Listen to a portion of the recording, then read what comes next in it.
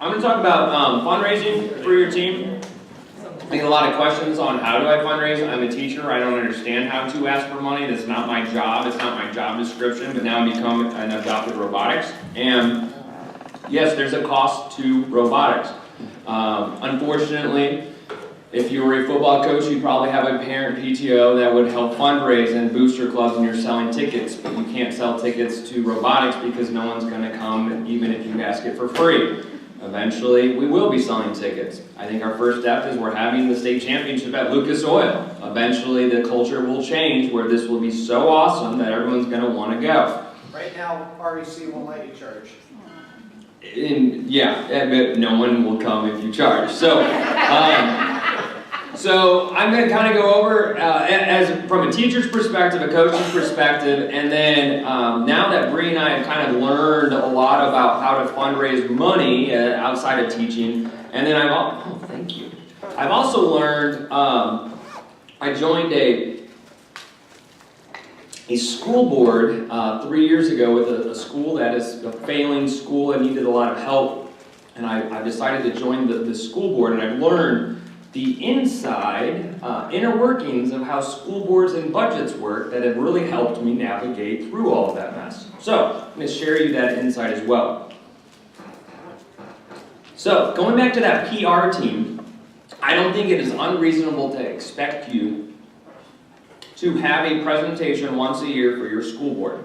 I think you should be inviting, even before that, your principal to your practices to see what is the new game. Have all the assistant principals or whomever you have at your school, secretaries, all support staff, even teachers, say, that we're going to have a demonstration of what this year's game is, maybe show off the flex spot, have them drive around, get the school excited about that. That's going to make it easier when you have that conversation with our principal to say, we now need money to support what you just saw.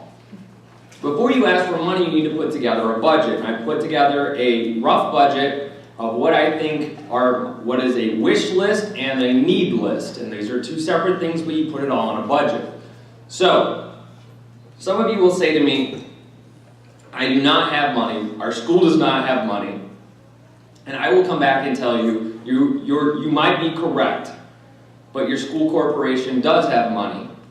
And what I've learned as being on a school board is that a budget is just a list of priorities of what is important and what is not important. And when your school corporation is telling you that they don't have money for you, they're saying robotics is not a high enough priority. And sometimes that will work, and sometimes it will not. But the more awareness you can get to your principals and your school boards, it's going to be a lot easier when you make that ask. Because they're going to start asking questions like, how's the team doing? How did you guys do at state? How did you do at your first competition? They're going to be attending these competitions because you're going to be inviting them to those. So you can't easily ask for money for a program they have never heard of. So you need to be out there. And that kind of starts with inviting your principal, inviting the school board to come, scheduling a time to go to a school board meeting. If you have never done that before, I'm going to explain how that works. So, here is a rough budget. On the left side is what I think is a reasonable wish list, and a right side is it seems like a large price tag and number, but it is something I think that you could easily ask for and maybe get. So, Super Kit, you might, after talking about this, to say, I have too many kids on one robot, maybe you want to buy 2 more robots. So I put 2 robots there. Batteries, we haven't really talked about, are consumable parts. You might want to get 2 extra batteries for your 2 robots. That's something that I think that some of us have done. Extra parts, maybe the foundation kit or the competition kit, I just threw that on there. The field, this is a requirement, we need the $100 field. You're going to add another team or 2. That's 100. Your initial team is the 150. When you add a second team, it should only be 100. If it's not, you're not keeping the team number the same. The letter should change. Meaning, if your team 114, A, if you add a second team, it should be 114. B, it'll be $100. If it's not, Randy can fix that for you. And then, how many local events are you going to go to? So I put in this example, I'm going to go to 3. That's $90. Let's say you want to budget in for state. State's going to be $200 to get in for registration costs. I will let you know that if you can't pay for state, Bree and I will make it available. We have grants available. Every team that got invited to state went to state. I know some people complained it was too expensive. Everyone went. There we go. Worlds is expensive. It's $900. I don't know what it is next year, but it's going to be $9,000. It was $975. There you go. So just budget $1,000 maybe. But then you have to get your it's a double-edged sword. I got to Worlds, awesome. Then the reality sets in of it's a 3-day event in Louisville. I need hotel, transportation, permission slips, sponsors. It's not cheap. But if you make it to Worlds, and again, you go to your school board that I got to go to Worlds, they better be finding money for you. That's my firm tone. We did that. We didn't know we were going to Worlds, and then we were like, holy cow, how are we going to pay for just the registration fee of Worlds? So I went to my administrator, my principal, and I said, hey, great news, we made it to Worlds, but it cost $975. So being a private school, of course, we wear uniforms, so I was able to solicit funds by saying, let's have a gene day to support the robotics team. All the kids and the teachers in the building were asked to contribute $1 or more if they wanted to, and all that money came in from our whole school community. It really helped lift up our robotics team because the whole school helped pay then for the registration of our team to make it. Yep. I threw food in there because it's nice to buy meals every once in a while if you can. If you can find sponsors or donors, Pizza Hut's going to donate a pizza. You guys should already be getting the pizza discounts. Like most schools, Pizza Hut or Papa John's is going to give you a $10 pizza at like $5 or $6. Look into that if you don't. And then swag. Some people buy swag to hand out, like I was talking about the stickers and things like that. So that's the ideal budget. It comes out to $3,000. And you're like, oh my gosh, as an elementary team, $3,000 is a lot of money. This is what you ask for, and you outline it. Steal this from me. I've made an Excel sheet that you can take. You give the presentation to whomever, or that's the principal school board. You give the presentation of this is the game, this is the challenge, this is our first competition. We're going to go to 3 competitions, here where they are, here's how many teams or students are on the team. The kids tell them what they want to be when they grow up, what they've learned, all of these types of things. And obviously you want to grab your cute kids. You want the ones that have the charm, that are witty, that can speak, think on their feet. And they need to practice this and rehearse this. And don't use the cue cards. They can figure this out. They can say these. And divide them up in like 2, 3, 4 different kids. He's going to talk about the game. She's going to talk about the robot. But then you have to put an ask in there. This is something I never realized. But you need to say, here is our budget. Here's what we need. It's $3,000. Now they might come back to you and say, what do you charge the kids? If I was a school board member, I would say, what are we charging the kids for this? And say, well, I can't really afford it. What have you already done? Like your coach is going to be needing to respond to, these are school board questions of what other companies have you asked for money? Are we charging ticket sales? These are the types of things that they think of as what we're doing for football and basketball. So anyway, so you might get what you asked for, or they might say, this is what you would do on a school board. We don't have $3,000, but I bet we could find $1,500. This is what works out great, is because if I highlight the things I don't really need, I'm getting what I want.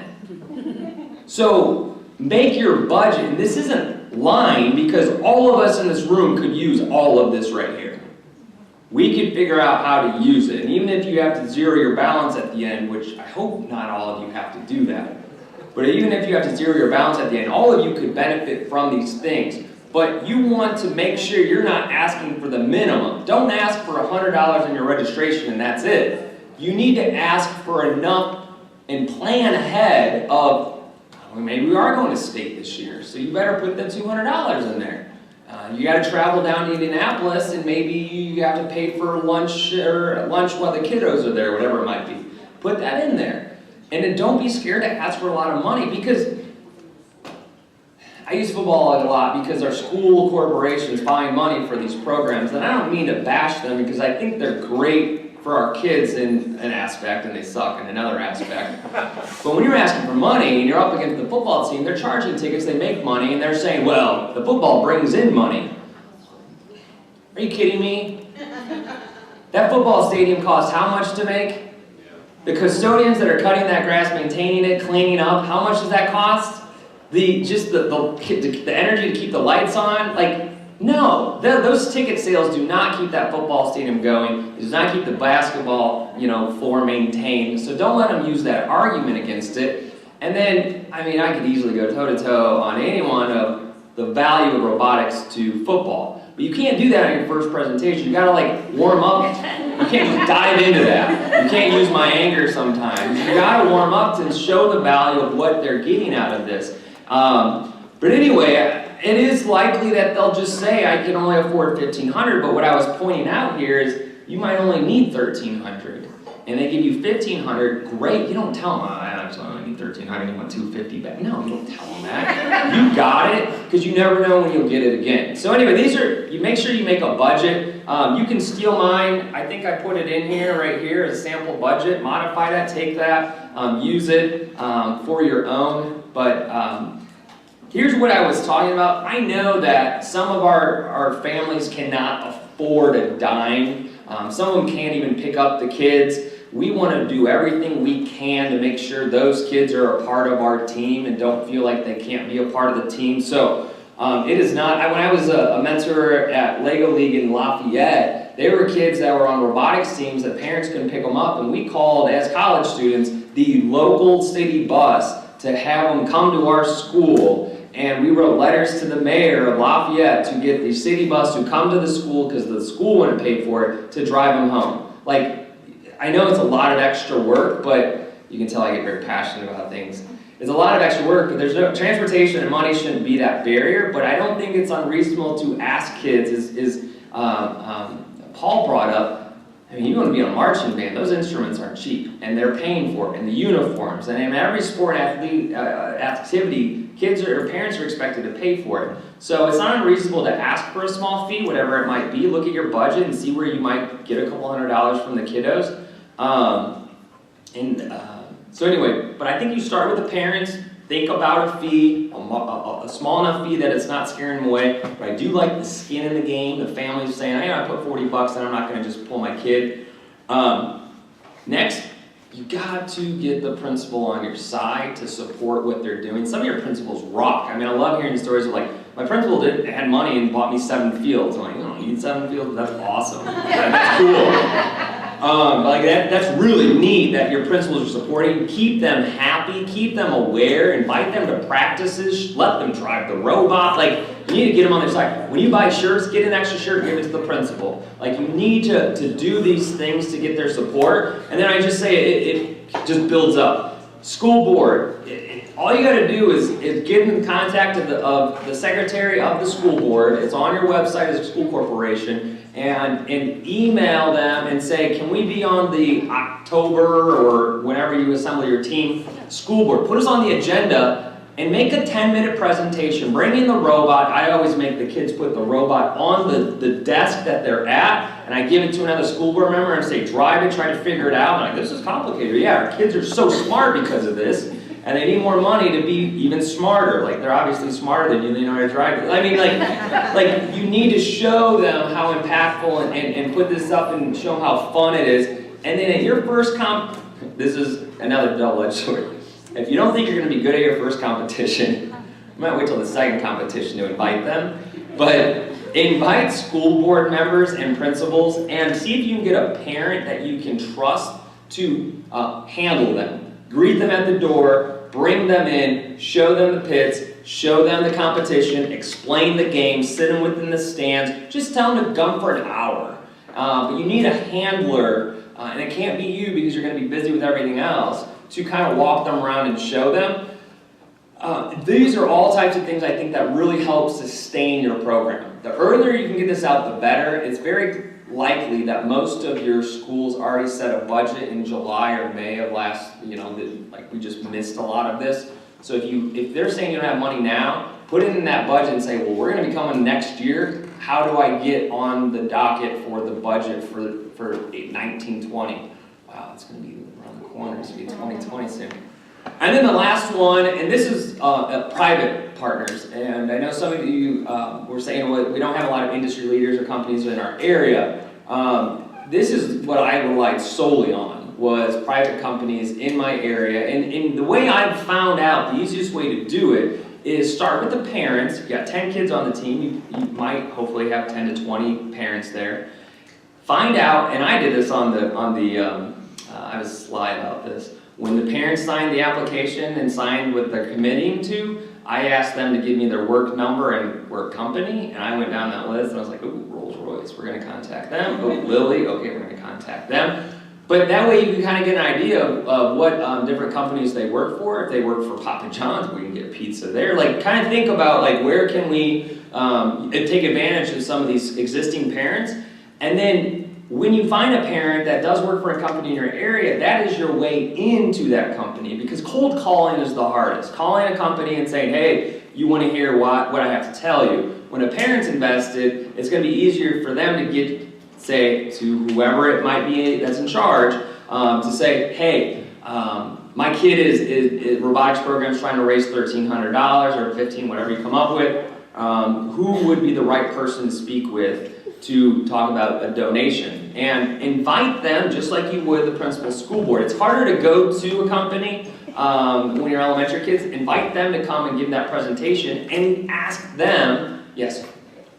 Our school, we set up a sponsorship packet. We made a sponsorship packet and we gave it to our parents. Our parents took it out to the community, and we got a lot of money back because Yep. for second year or whatever. Uh-huh. But we actually have a packet that we send out to. I love it. You just like have a little flyer on a how-to about my program, like maybe a little trifold. I would show you, this is what I just thought of, and I'll try to throw it in that folder. We have free fundraising finance. Where's our sponsor sheet form? Finance, fundraising. I bet it's in fundraising. General info. Here it is. Look at that. Sorry, I was just the reason not paying attention. I always like ask her and answer really quick. The format is a little goofy. I have a PDF version of it, but we have this for our internal, basically showing if you give me $100, here's what I'll get you. You give me $500, I'll get you a name on our T-shirt. You give me $1,000, you're getting a logo on the T-shirt, and I will call our robot the Lilly robot. Like. This is what we use, and this is how you saw the divisions and things at the state championship. But I mean, we have different levels and tiers. I can throw this on the find the PDF cleaner version of it. I can throw that in the fundraising folder. But that's yeah. You want to make sure, just like principals and superintendents and school board members, you want to make sure that you are recognizing, thanking them, inviting them to practice, inviting them to competitions, writing thank you letters from the kids. Oh my gosh, I didn't even talk about thank you letters. You gotta like kill people with thank you letters. Bree and I get them and we put them all over. We love it when you guys send us thank you letters. Not that you need to send us thank you letters now for what we've done, but we love it when the little kiddos write thank you letters.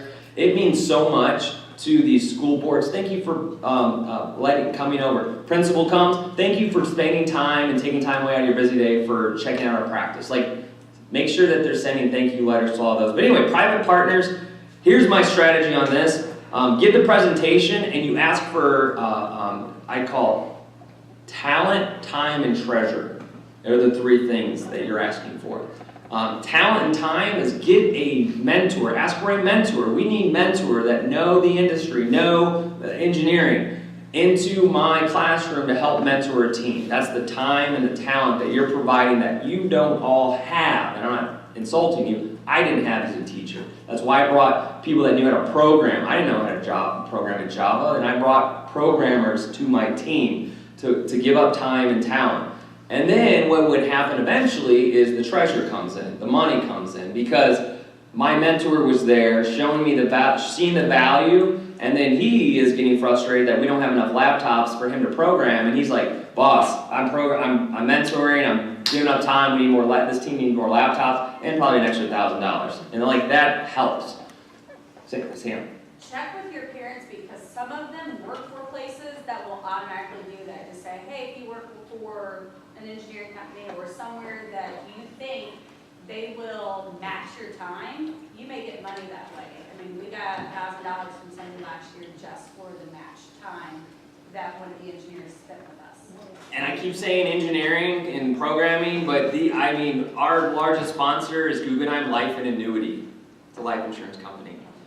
I used to say as a robotics coach, I don't care who gives me the money. It's going to support us. It's great. We had, for those of you who live around here, Flannery Buchanan Funeral Homes was our sponsor.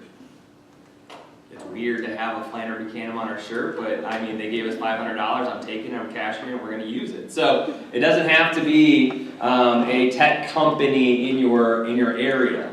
It can be anyone that has money and a heart. So here's what I've learned as a presentation that your kids can deliver to any of these tiers. The parents, asking the parents for money. The principal, the superintendent, the school board is break up the kids. Here's my 6 topics I've given them. This is either 1 or 2 kids per topic, or whatever, however you want to do it. It's a question? Yeah.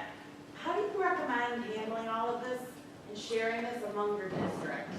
So like we have 5 elementary schools in our district, all of which have at least like 1 or 2 robotics now, and intermediate schools, like I can't go to the school board and advocate just for myself. So how do you kind of recommend handling that? So then I would talk to those other elementary schools and say, and create one budget and present. If you're going to the school board that's handling budgeting to all the schools, I think you should all talk to those other 4 schools, create a budget together, and all 5 of you teams and coaches are coming together with one ask. That's how I would do that. Now if you're going to private companies, unless it's a major sponsor, big dollars, you're fighting for yourself, I guess. That's how I would do that, and a private donor. But really quick on these bullet points, and then we're running out of time a little bit. Your presentation, the kids cannot talk too long because they just aren't going to be great at it. You got to keep it 1 to 2 minutes, short. Here's how the game works, really short, move on. Here's how why robotics matters, move on. They need to practice a lot, and the kids need to dress professionally. I'm talking khaki pants, tucked in. If people are saying they don't have that kind of money, most public schools now have uniforms. That uniform would be perfect because I'm dressed in the uniform that most IPS kids are wearing. That's my favorite. It's the khaki pants polo. It looks like I'm comfy and I'm professional. Comfy professional. Sweatpants don't cut it. Make them dress up, look professional, shake their hands, eye contact, same kind of stuff you do with the judges. And then the ask down here, this might come from the coach. The kids probably aren't in a position, especially at elementary, to explain the budget and ask for the money. This is something could be from the coach, and that's where the thank you comes in and follow up. If you do a presentation, you don't hear from them in a couple weeks. If you do a presentation, you should be following up with a thank you. If you don't hear that after them in a couple weeks, remind them, hey, I'm just checking in, how things going. They might just be busy counting the money for you right now, but they also probably forgot about you. So make sure that you're checking in on them. So this is kind of controversial because I've been talking about FIRST Robotics, and I've been urging VEX to come up, or RIC to come up with something like this. So I'm going to show you a wonderful resource that FIRST Robotics has put together. So that's my controversy. Is this going to piss you guys off? No? Great. And for those of you, I couldn't care less if the difference between FIRST and VEX. I think they're both great programs. But this is FIRST website. They put together a fundraising tool kit. And this is basically going to cover a lot of the things I've already discussed, but they have these short little videos about literally starting out, creating a budget, and going all the way through, this is donor choose, but going around to the thank you. So these 4, creating a budget, resources, what we need, the ask, and the thank you. These are great little videos to kind of explain the fundraising, but here is where all the wonderful resources are. And I'm going to point out a few things on here. What a fundraising plan is, how are we going to tackle all this? I'm going to show where is that? Sorry.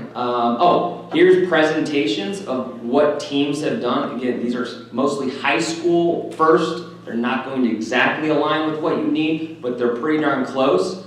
This sounds crazy, but I have scripts for kids that want to send out emails. This is probably more middle school level, that want to send out emails to people to invite them. There's actually email scripts or blanket emails and saying, I'm with VEX robotics team here in Kokomo, Indiana, and I'm trying to raise, there's already a blanket email. I had students cold call companies for fundraise for our team, and they used a script in case they get nervous, and then they document right who they talk to. This is all right here. Like, there's just an endless amount of information on here on what to do for presentations and how to fundraise and things like that. So I know that a lot of you have been coming at me asking, how do we fundraise? I remind people that we have recruitment grants to pay for your registration, so that can help you at $150, $100, or how many teams you get. We do have the Girl Power grant out there that RIC can get you another team. We can pay for the registration, so that's going to help you at $430. So if you add those up, we're at like $500, $600 of your $1,500 to $3,000 budget in just grants that Bree and I most commonly do not hand out, and we actually have rollover dollars. And thank goodness our board lets us keep that money. That we would just be having a house full of robots, I guess, if that was the case. But anyway, that's kind of what I have on fundraising. Any other questions that you guys might have? The last 3 minutes I'm going to talk about event partners and being an event partner. Sam. Somebody emailed me about tryouts, how I can register tryouts. Can I just touch on that briefly? Mm-hmm. Okay.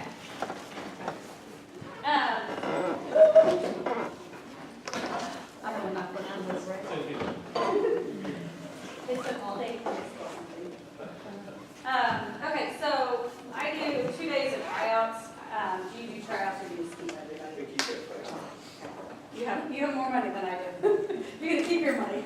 I do different stations where sometimes I just lay out puzzles and they can't talk and they have to figure out how to put the puzzles together. Sometimes I do different like icebreaker or team building challenges where they have to cross their arms and figure out how to get out of a human knot, things like that. One of my stations, because a lot of the kids will come in and have no programming experience, I put them on code.org and I come up with a class code and I just see how they advance through that. And I put kids in charge, like my 8th graders would be in charge of those different stations and looking for how well the kids work. When it comes down to it, I fell into robotics, so I'm not looking for kids that are going to be great at robotics. I'm looking for kids that are willing to learn and willing to cooperate with each other. So I don't care if you have been building robots since you were in 1st grade. If you're not going to work well with the group that you're traveling with, I don't want you anywhere near my room. I want you out, and I want to make space for somebody that's willing to learn and grow with the team. So that's just a few of the stations that I do. And I can put that in one of the folders or create a new folder or something, just share what we've done in the last couple of years. Cool. Is that quick enough? Okay. The only last thing I was going to mention is just to being an event partner. We had last year close to 60 elementary events, and I don't know middle school off the top of my head, but we will need, like I mentioned, about 75 to 80 events, and we're going to probably need to start asking event partners to consider maybe doing 2 events. Just so that there's enough events for everyone to do. But I know some of you have been asking me, how do I host an event? Anyone can host an event. Randy Decker puts on training just like this to how to do an event and be an event partner. He does a very good job of trying to either be at your first event or finding someone that has hosted events to be at your event. So when problems happen, fires are lit, how to put out those fires. So robots don't actually catch on fire. That was sorry, I didn't have too many jokes today. I'm running tired. I need to get one in.